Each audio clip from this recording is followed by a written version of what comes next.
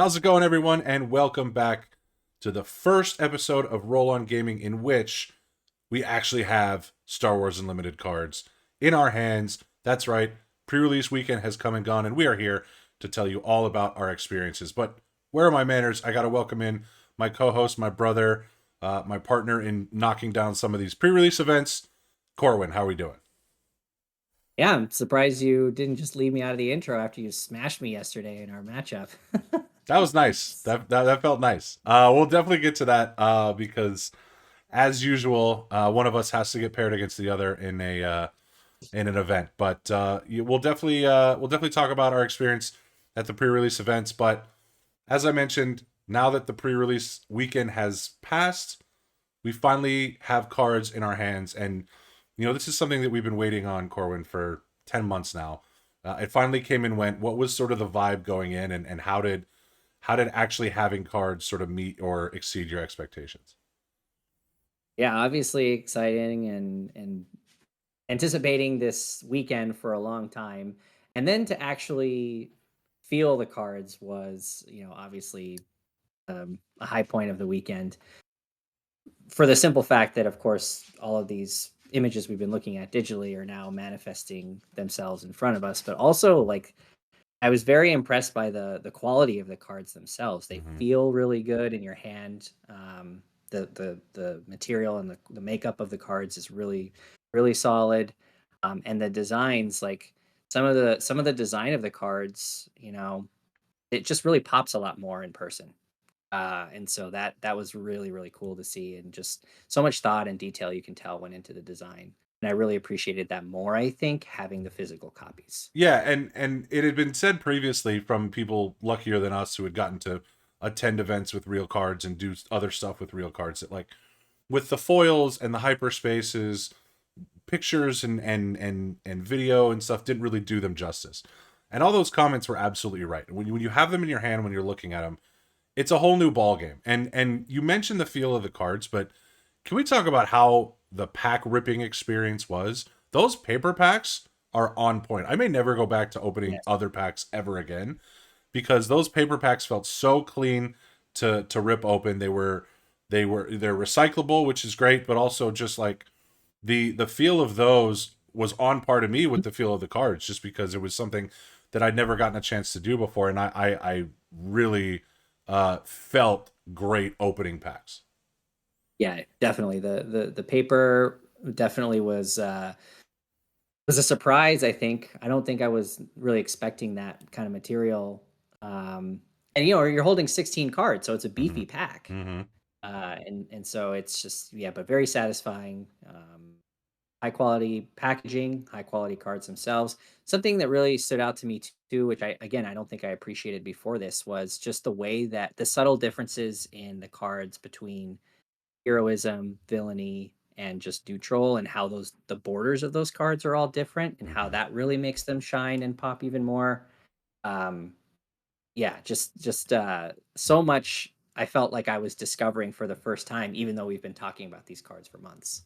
Yeah, welcome to the party on the different bordering, but that is a subtle change or a subtle detail that is really cool about how they design the different borders between heroism and villainy and neutral and so on and so forth. So you mentioned first time. Do you remember what was in your first pack ever that you opened? Um, yeah, I think it was a Lando Calrissian was the first rare that I opened up. Um, That's about all I remember. It wasn't a super memorable pack. Yeah, I But we'll talk about some polls a little bit later here. yeah Some highlights for sure. yeah, and mine was similar. I think your Lando probably trumps my "You're My Only Hope." That was Oh yeah. that was my first Mhm. rare ever, and I remember thinking, I wonder if this is an omen. But I, the the best part I think about opening packs for me wasn't even whatever card was in the rare or legendary slot. It was the variants. I mean, even Oh opening yeah. something as simple as a hyperspace common leader, you just felt different. You felt better about the pack already, no matter what else was in it. It's like, oh, this is so cool. I got a hyperspace Sabine or a hyperspace Boba Fett or a hyperspace Iden. I don't know if you can see behind me, but I've got one of the Game Genic right there. One of the Gamegenic double deck pods, and I've got a Hyperspace Sabine and a Hyperspace Iden back in there because those are some of the cooler ones that I opened this weekend. But yeah, the even getting one Hyperspace, especially when you're not expecting it, changes the entire makeup of how you look at a pack, and sometimes that even trumps getting the rare legendary that you might want in that slot. Yeah, I think that's true. And I think the hyperspace, even the common ones, the cards that you might never use, those hyperspace variants are just so much better than the foils. Mm-hmm. And I've always been I like the shinies. But the hyperspace variants are so clean. I mean, they're just like really, really well done. And some of them really pop because of the color schemes that they use. It's really, really impressive the way those cards look, and even more so in person, obviously. So I'm with you on the hyperspace. Those were some of the most exciting cards I opened all weekend. Yeah, and the hyperfoils even add another layer to that. I mean, you mentioned Mhm. cards that you feel like you're never going to use. One of my hyperfoils this weekend was an Ardent Sympathizer, and that's not a card Mhm. that generates a ton of excitement when you bring it up. But then you look at it in a hyperspace foil, and you're like, "Whoa!" There are blaster Yep. bolts going all across the image, where before they were sort of obscured by the border. Yeah, the hyperspace treatments really have knocked it out of the park already in Star Wars Unlimited, and I'm really looking forward to seeing how many of those I can get. So let's stay on the topic of hyperspace cards. I want to know your best or favorite hyperspace pull of the weekend, and feel free to show it off if you've got it handy. Hyperspace or hyperfoil or Let's both? start with hyperspace, and then let's move ahead to hyperfoil. Yeah. I came prepared. Good. I So hope so. so the hyperspace card I think I'm going with is the First Legion Snowtrooper. This guy, I mean, the color schemes on this guy. Oh, look I at mean, that. this is really the way that the light blue kind of pops in the background like the snow. Ooh, super clean. I really like this card a lot. The way it looks, and even though it's just a common unit, I I feel like I want to play this card more just because I have a hyperspace version of it and it Mhm. looks so cool. Yeah, And that will be a theme I think amongst many Star Wars Unlimited cards. yeah, and for our audio listeners, if you haven't had a chance to see a hyperspace version of a card like First Legion Snowtrooper, whose art really clashes with the normal color scheme of the aspects, right? A normal First Legion Snowtrooper has the red and black border around it because it's aggression and villainy. But because the border is gone, having a aggression villainy card, but almost completely bordered in white, just really speaks to the stark contrast of the visual there. Mhm. That looks beautiful. I mean, you should be using First Oh, Legion so good. Snowtroopers. I don't know why you wouldn't after that. I'm planning to. Yeah, put that in a Vader deck, and you'll be laughing all the way to the bank. Yeah. I might know a little something about Vader decks after this weekend, but I digress. Um, so I actually set aside some of my favorites as well, so I can show you my favorite hyperspace, and this one is it might not necessarily be my favorite art piece that I pulled in hyperspace. Um, there was a Fifth Brother hyperspace that I pulled that I thought was really slick, just because of the extension of the lightsabers. But since they were sort of revealed, I've always had I've always had a thing for Star Destroyers and how cool they are. And since the Star Destroyers in this set were revealed, I wanted to make sure that I got hyperspaces of at least one hyperspace of each of them. And I started that journey this week. And so I have a hyperspace chimera, which again, the curvature of the planet being extended Ooh, without the border.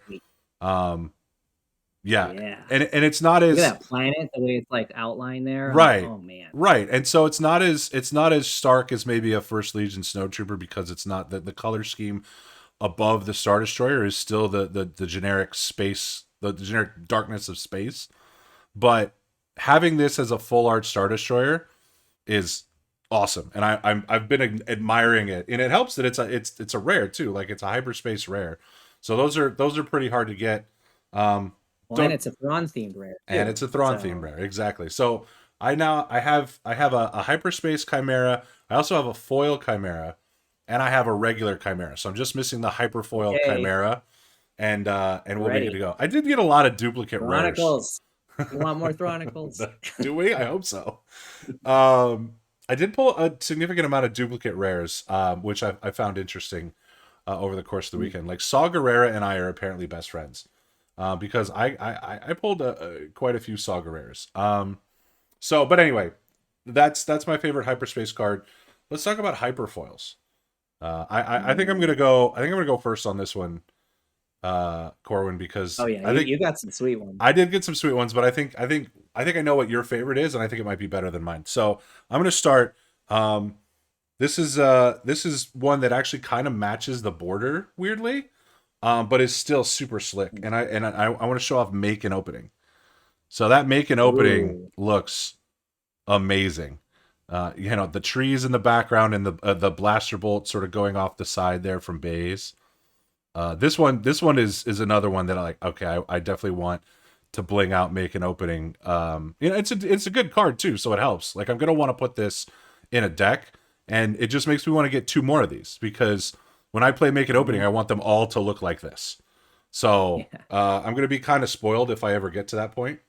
But yeah, make an opening is sick, and that's probably my favorite hyperfoil. What do you got for us? Yeah, when you open that one, it like really just jumped out at you Mm-hmm. is the way that the colors all came together in that, and the background, yeah, just really clean, really pops. Um, I have a hyper foil rare to share, which is probably my favorite pull of the weekend, Wow. and it's Redemption. It should be your So favorite pull. Yeah. this Redemption looks. Oop, gotta get in front of the camera, Yeah, you're still but you're this still failing Redemption at that. Yeah, looks. put it in the other hand. There you go. It looks really Oh nice. my goodness. Um, it's got the black. It kind of still looks like a black border, but it definitely it definitely stands out really nice in the foil variant, and is already a card I was like trying to figure out how to use. Mm-hmm. So now I have more of an excuse to do that. Yeah, the nebula on that really makes it stand out from like a tie advance where it would just be all space. Like there's that little sort of like Mhm. reddish pinkish nebula in the back, and the fact that it's a rare that's they're not distinguishing between the pull rates of hyperfoil rares and hyperfoil legendaries. I don't think so. Mhm. That's one of the rarest pulls you can get outside of a showcase. It's worth noting as we as we talk about pulls and showcases. We saw some showcases this weekend, Corwin, Mhm. and none of them were from us. um, the event that Yes, I was none from at, the roll-on family, no, sadly. the event that I was at on Friday had 3 showcases pulled in a field of 23 players, which is insane. That's insane. Yeah, And then the event that you and I were both at on Sunday had 2 more, do more. Mhm. including a guy that we played with all weekend. He was at all the same events that we were, and it was cool to see him get one, and he was really stoked on it. But we saw a Cassian, we saw a Leia, we saw a Han Solo. Those were the Friday ones, and then the Sunday ones there was a IG-88, and Mhm. I forget the last one was the last one was Garrett Chewie. or Chewie, Chewy. yeah. Yes, Chewy. And Chewie was the guy that I sat across from. So I was, oh, okay, well there it is right there. But it was really cool to see a lot of the showcases, not just at the events that we were at, but the ones that were out in the wild. Because seeing all those in person, um, they look amazing, and it's Mhm. a lot more impressive than seeing them, on a computer generated image. Also, shout out to Ryback Stun for his showcase pull. If you haven't seen that, go check him out on his social media because that thing looks sweet. Ryback. Well, I'll let you go check out Ryback to see which one he got, but that one was one of the better ones, and I was very jealous, but also very stoked for Ryback Stun to get that. But yeah, so the showcase chase for you and me continues, but maybe we'll get one this coming weekend. Maybe we'll get lucky. All right. So, hyperspace, great cards. Hyperfoils, great cards. Let's talk about your top overall card that you pulled this weekend. What falls into that category? Well, I guess this would be aside from redemption because I still think that's probably at the top. That's fair But enough. I only let's see. I went to two events with you. I only opened two legendaries, which I can't complain about that. I mean, between the pre-releases and the prize packs, it's like on average. Mm-hmm. So if we're talking about legendaries, which I guess I would if I was thinking about best pulls, um, got to go with my boy Mace Oh, Windu. there he is. There he is, the party crasher. He's here. So gotta try to start thinking about ways to get him in there. I haven't seen a lot of Mace in the community, but you know he's definitely going to be exciting to throw down once we get to 7. So I'll start thinking about ways to incorporate him. But um, I think I think your legendary pulls are certainly going to trump mine here, Kevin.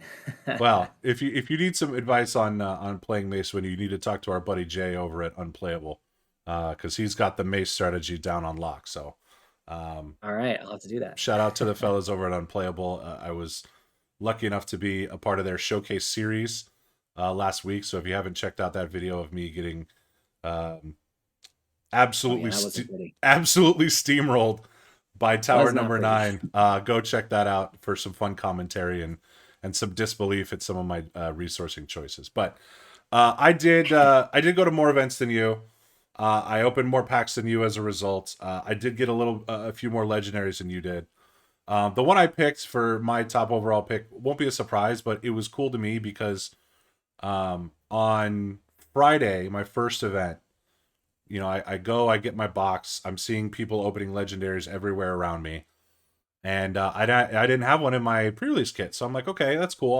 I'll build the best deck I can, and we'll go and we'll do it up. And so I ended up. Well, I'll talk about how I did it in a bit here, but um, the event gave the same amount of packs to every participant. Gave 3 packs for participating to every participant, which that happened across pretty much across the board at every event that I was at this weekend. And thumbs up to folks doing flat pricing. Yeah, good structure. Stores can obviously do what they want, but having flat pricing is definitely something that really gets people motivated to continue coming back to your store. So I was pretty stoked on that. But I got my prize packs. I got my participation packs, I guess you could consider them.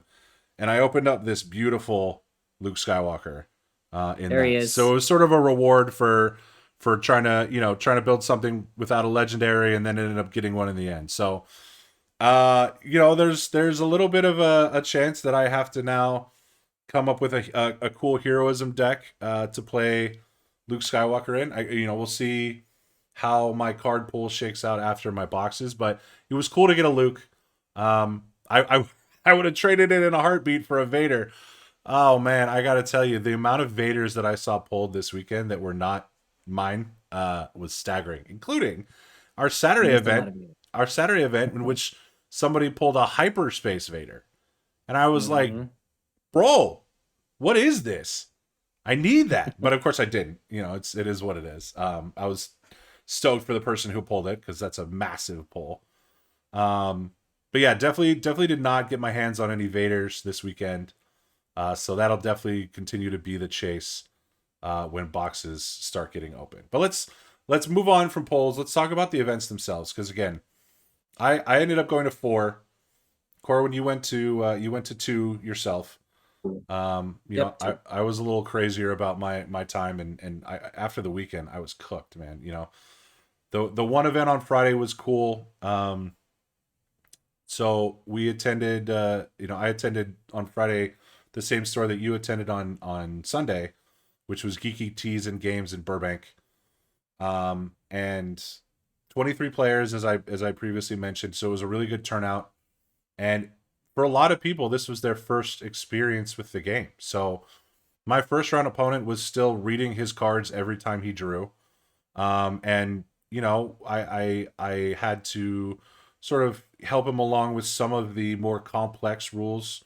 He knew how to resource and he knew how to do all that, but putting putting your units in ready instead of exhausted. It's like, well, no, you got to do this, and then the aspect penalty was one that didn't have any knowledge of, so I had to explain the aspect penalty to him at one point. But really, really cool opponent, really awesome guy. I think you ended up playing him on Sunday because he went back to the same event. And so he was awesome. He was a blast to play.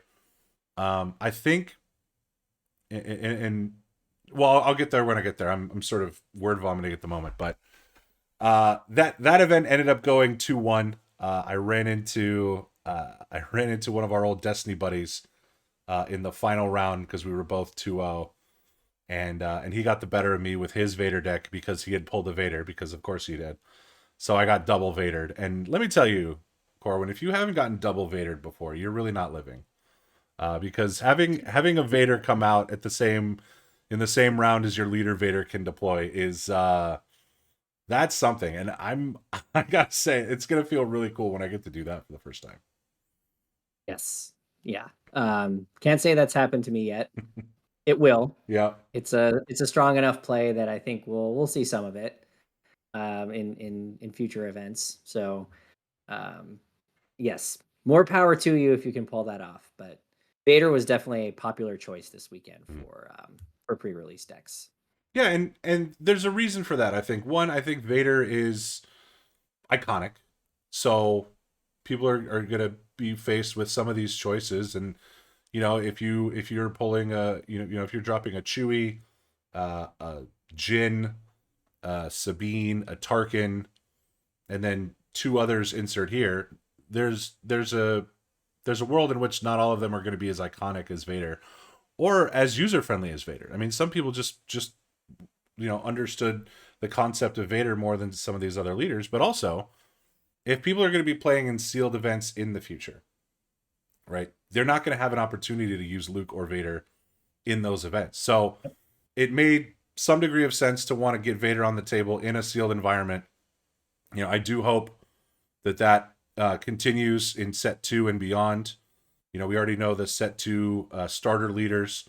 So if those leaders are included in the pre-release kit, same as Luke and Vader in this one, that's going to continue to be a cool way to get these leaders on the table early, and let people play with them in an environment that they wouldn't otherwise be able to.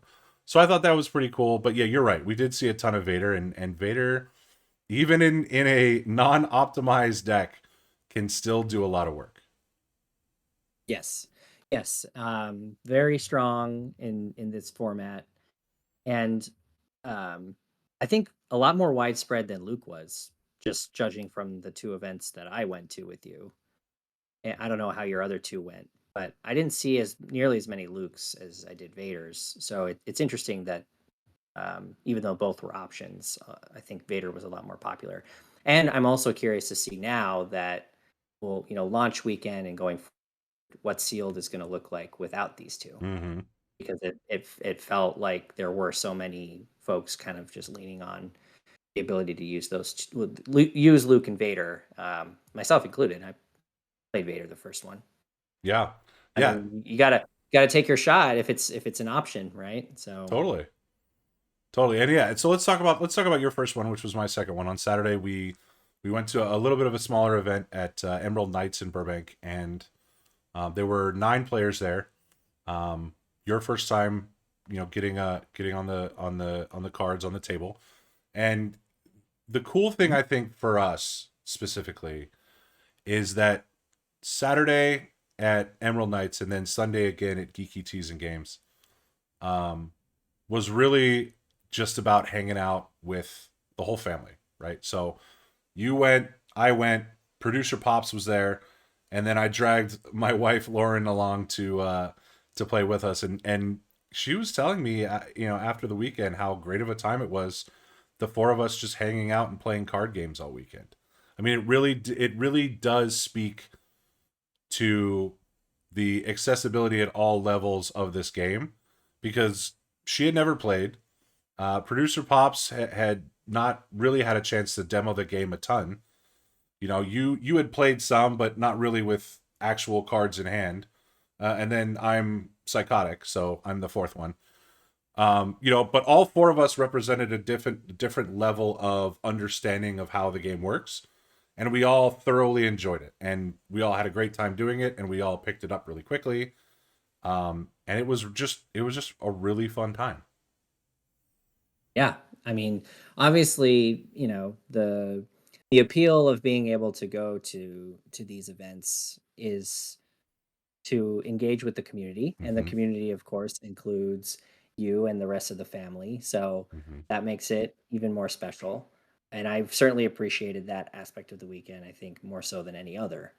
The combination of being able to game with you guys, but then also being able to meet new people that I hadn't met before that are interested in playing. And that's what I said from the beginning. Like that's really the experience I want out of this more so than anything else is to be able to get back into the community again, and into local stores, and in addition to supporting the businesses, form some more new relationships, friendships with people who love Star Wars and love this game. And I think the overwhelming reception of the game amongst the folks we played with was very positive. So I Yeah, do think people are going to come back. And I think we'll probably be seeing a lot of familiar faces at other tournaments and weekly plays and store showdowns once we get there. And that's exciting to me. So this was all kind of the starting point, the launching point for that. And that's probably my biggest takeaway of the weekend. absolutely, absolutely. And so we played at that event. Corwin, I don't know if you lost a game that day. I judged the first round, and then we had a drop, and so I was able to jump in and make it so that somebody didn't have a bye the next two rounds. But that was a great time with some newer players that we had to that we decided to sort of take under our wing and help out. There were some experienced players, including a couple that I had seen the previous night. And yeah, it was awesome. It was just great. Yeah, good first experience. Smaller group, smaller Hmm. turnout, but I think there were competing events in the area, so Yep. not much you can do there. But it was good. Yeah, for me, it was just great to get physical cards down on the table and actually Hmm. play for real, play IRL for once. Yeah. Yeah. And so you and the rest of the family had better things to do. And then I went to uh, a second event right afterwards at LA Sports Cards and TCG, also in Burbank, and that was even smaller of an event. There were six people there, and one additional person who just wanted to learn the game. And this event really, for me, hammered home one of my favorite parts of the weekend, and that was teaching the game. So, uh, the six people who were in the tournament played in the tournament, and I did not play in the tournament. I just helped judge and keep track of the records and the Swiss pairings, because there was actually prizes for first, second, and third for this event. But throughout the duration of the event, I got to sit down across from a young lady who was very familiar with Lorcana, but wanted to learn the game because the artwork was cool. And we spent over an hour walking through her deck, which was a deck that she had built with the help of another player from a pre-release kit. And I was playing the starter Luke Skywalker deck, because the store had a copy of the starter decks for demos. And we sat there and we went through all the rules, and we played a sample game between the two of us. And it's a game that's so fun to teach because it's so easy to teach. And I don't mean easy like it's an easy game, and you know this. I mean easy as in when the players pick up and understand the concepts of the game, it's like something in their brain clicks and they're like, "Oh, wow, this is really cool." And they start feeling out sort of the some of the decision points that are involved and some of the timings that are involved. And by the end of it, they're just stoked about the game. And I saw that in teaching this person, Star Wars Unlimited for the first time, who really was just a massive Star Wars fan and wanted to see cool Leia artwork and cool artwork, of all of her favorite characters. And it was really rewarding and it was really fun.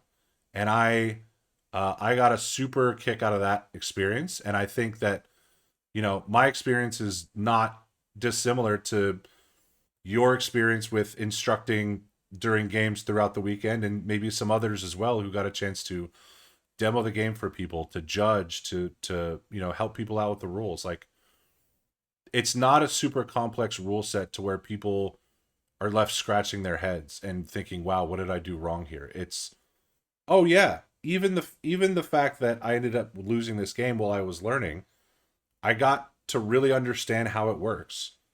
And this is fun, and I want to do it again. Yeah. Yeah, I think part of the feat of design in this game is the accessibility of it from a teachability perspective, as you're Mm-hmm. describing. Mm-hmm. The the simplicity of the rules, and yet the complexities that the rules end up unearthing once you actually get the cards on the table and start to feel your way through the mechanics of the game.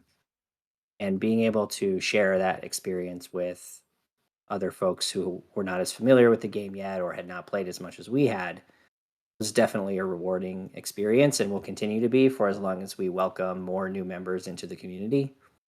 So I echo your points, and I also tip my hat to the designers at FFG for really thoughtfully thinking through how this game can reach multiple um, corners of the community. And I think we saw that fully on display all weekend long, and it was really great for us, as content creators and folks who are very attached to the updates and the progression of the game, to be able to then take this back and out to um, our listenership, and kind of share in the wonder that this game kind of created for people this weekend. It was really something to behold. Absolutely, absolutely, and yeah, that was better than any part of the tournament that night. It's just getting a chance to do that, and bringing potentially one more person into this community is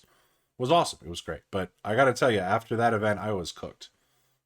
Two events And then you went in back on Sunday. I did. Well, I had to go back on Sunday because the vibes at the store on Friday were immaculate. They were awesome.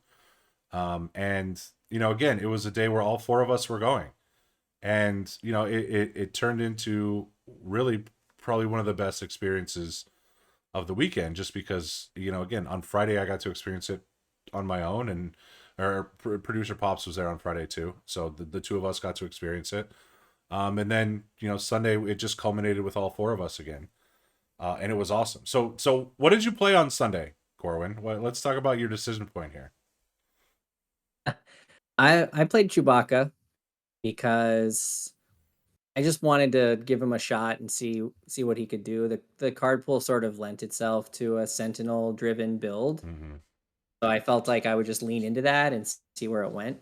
Um, the thing about playing Chewy and limited is that your games are going to take forever, and that's pretty much what happened. Aside from playing you, I mean, you probably smashed me in record time for being across from a Chewbacca deck. Um, you and your three super laser technicians. Hey, listen, But I said it on social media. If you pull three super laser technicians in 6 packs, you have to play Vader. Those are the rules. so obnoxious. Those are the rules of Star Wars Unlimited. And yeah, I pulled exactly what I needed for a Vader deck, and I played Vader. And That that's where I think that example, I think, is where, you know, sealed gets a little bit more interesting now, mhm. because you did not pull a single villain leader in your packs, Pulled one. if I recall correctly. I pulled one. Oh, you did pull It one. was IG-88. So no, I didn't. But Okay. so for all So intents and you would have been purposes, forced into IG-88 if you yeah. wanted to play the super laser technicians, Hmm. which probably would be a subpar choice Yes. compared to others that you had available. So anyway, I digress. Chewbacca was an interesting experience, Hmm. but a fun one, and I definitely enjoyed sentineling up and drawing the game out to where I would still lose anyway. So it was a lot of fun. Well, you won round one, so it was good on you Yeah. for that, and and so did I, and so naturally we get to face off round two, and yeah, it did not take It very went long. about as well as it would go, I think, if the two leaders met in a constructed format. Mm, Like it just was not really. The second game was more competitive it than the was, first. it was. So I'll hang my hat on that. And then unofficially, I got you on game three. But yeah, I mean, it's you have a very good track record of destroying me with Vader in official tournaments. So that certainly continued. That is actually a fair point because, as you well remember, one of our last Star Wars Destiny regional tournaments, or I guess they were Prime Championships at the end of that game's lifespan. We got paired up in a Vader versus matchup in one of the early rounds of that tournament down in San Diego, and Vader got the dub on that one, and that was probably one of my crowning achievements in my card game career.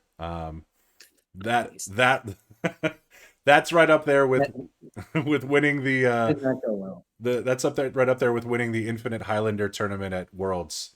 Um, Yeah, I was gonna say that's a lot more impressive it, than just it's 1A and knocking 1B, me out. man. It's 1A and 1B. Oh. Getting a chance to beat you in a card game is something that Just I wait till we cherish. get just wait till we get Poe Dameron in Oh Unlimited, gosh, then we'll see what I happens. can't.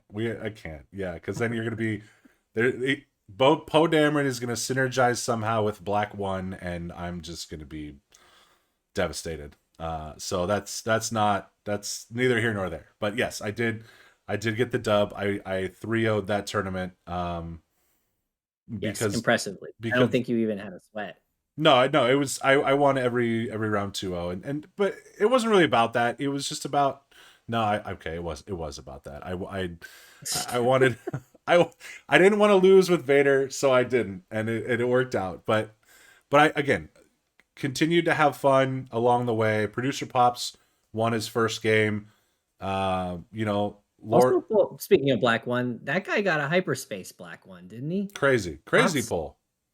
Crazy pull. Yeah, hyperspace Sick. legendaries are awesome looking. And even, Looked really sick too. yeah, yeah, awesome. So producer Pops got his first dub. Lauren won a round and a half. She was crushing it. I got to beat you. Everything was great. Everything was great. And so I think overall, obviously the game is designed in a way that makes it easy to pick up for people and fun to learn and fun to play even when you're learning. But I want to get your sort of thoughts on this because I think the other half of that is the fact that Star Wars Unlimited is so well designed for the sealed environment. It's almost unfair. Like the sealed environment in SWU is really really clean. Like it the deck building offers so many options. Yeah, sometimes you have a hard time getting that 27th, 28th, 29th, 30th card for your deck, but that's to be expected when you're pulling from six packs. Even with that, it really does feel like you can tell. You can just tell the game was designed with limited in mind, and see the sealed format as a whole was just a treasure to play all weekend. Corwin, do you agree, disagree? How do you feel about that? Yeah, I mean, how can you not agree? It's yeah, it's it the the whole pre-release box, which by the way, I think really awesome that we had got, deck boxes in there and tokens in there and yeah, obviously the foil Luke and Vader in there. So as a starting point, just all the things you get Yeah, for your entry is great. But then, yeah, I just think, like you said, the way that the design elements line up with the limited format sealed specifically, it just works. yeah.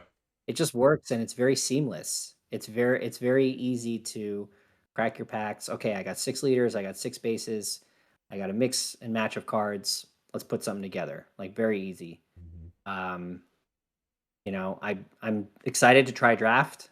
I think draft is going to be a really interesting twist on this kind of same experience. But sealed for now definitely feels like something I'll want to continue to come back to repeatedly because it does really fit like a glove Yep. with the way that the packs and the game are designed.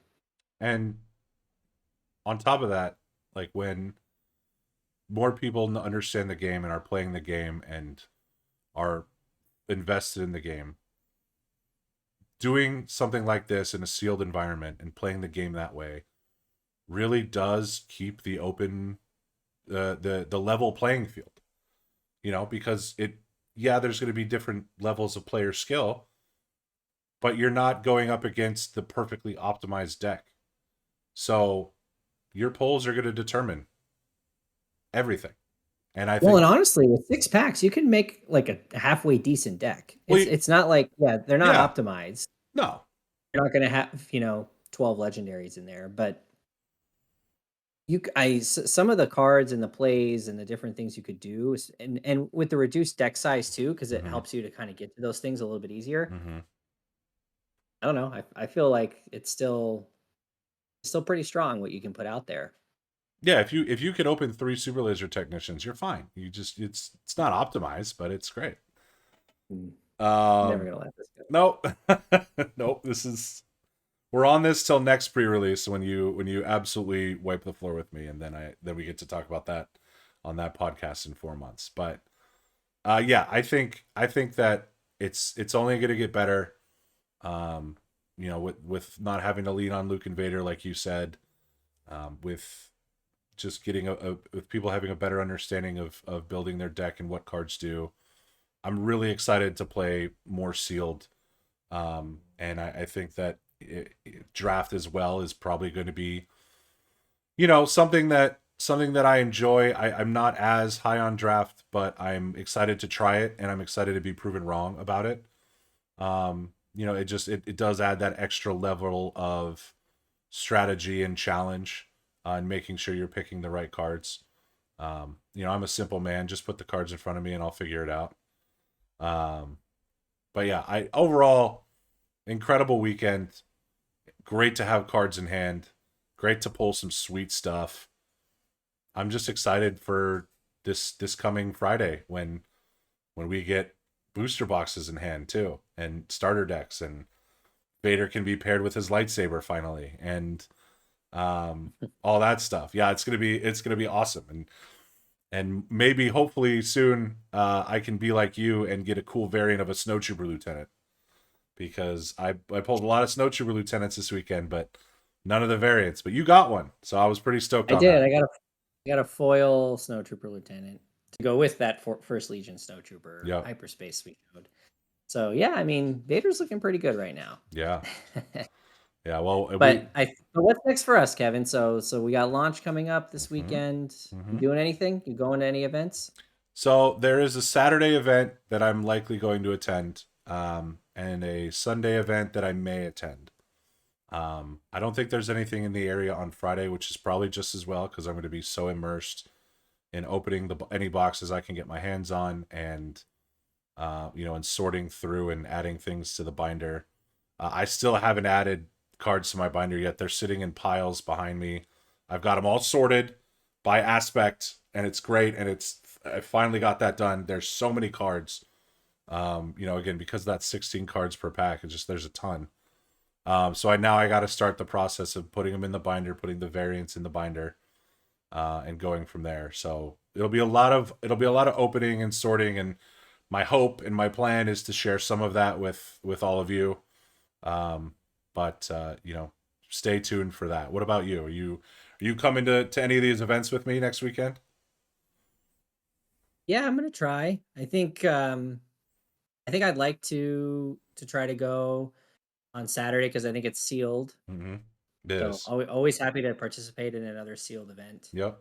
I need to go get my starters so I can, start actually putting a real deck together. Yep. Um, but yeah, I think my goal always has been to get to as many of these as I can. So Mm-hmm. I'll certainly be trying to do that again. Trying to hit up some weekly plays now that the game's out. Um, And then I think we got some stuff coming up on the channel that folks will be excited about too. Yeah, stay tuned for that. Hopefully things go according to the way I have them planned. But if they don't, then we're still going to be here when we're still going to be talking about Star Wars Unlimited, because it's not difficult to say that we're more invested than ever.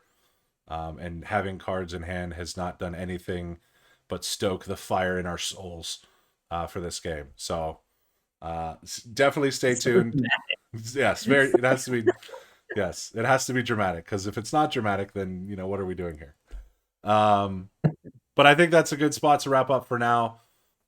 Again, we're gonna be hopefully putting out some additional content in the coming weeks, and maybe ramping up a little bit. So for those of you who have been subscribed to us for a while, and for those who are new subscribers, and there are a decent amount of you, thank you so much for your time. Thank you, thank you, thank you, thank you, thank you, thank you for joining us on this journey from the start of our channel to release.